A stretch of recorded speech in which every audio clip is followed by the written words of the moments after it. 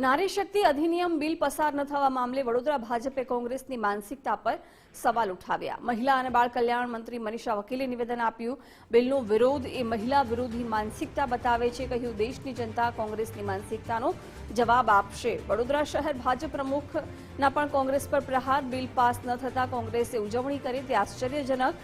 જયપ્રકાશ સોનીએ કહ્યું, કોંગ્રેસ નકારાત્મક રાજનીતિ કરે છે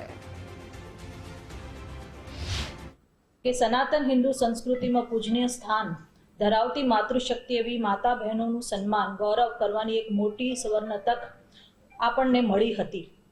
વડાપ્રધાન શ્રી નરેન્દ્રભાઈ મોદી સાહેબે આ હેતુથી નારી શક્તિ વંદન અધિનિયમ સુધારા બિલના અમલ માટે સંસદમાં વિશેષ સત્ર પણ બોલાવવામાં આવ્યું હતું, પરંતુ કોંગ્રેસ અને ઇન્ડિયા અલાયન્સ પક્ષોની નારી શક્તિ વિરોધી માનસિકતાના કારણે આ સુધારા બિલ પસાર થઈ શક્યું નથી।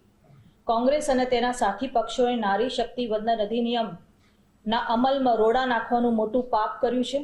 તેના કારણે દેશની કરોડો મહિલાઓનું મનોબળ પણ તૂટ્યું છે। આઝાદીના દશકો સુધી દેશ પર એક હથ્થું શાસન કરનારી કોંગ્રેસ પાર્ટી નેગેટિવ રાજનીતિ કરી રહી છે।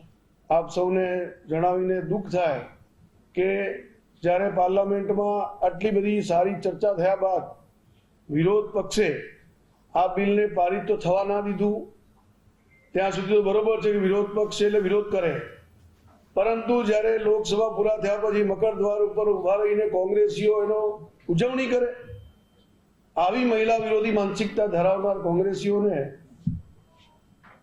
આજની જનતા, ગુજરાતની, ભારતની મહિલાઓ જરૂરથી જવાબ આપશે।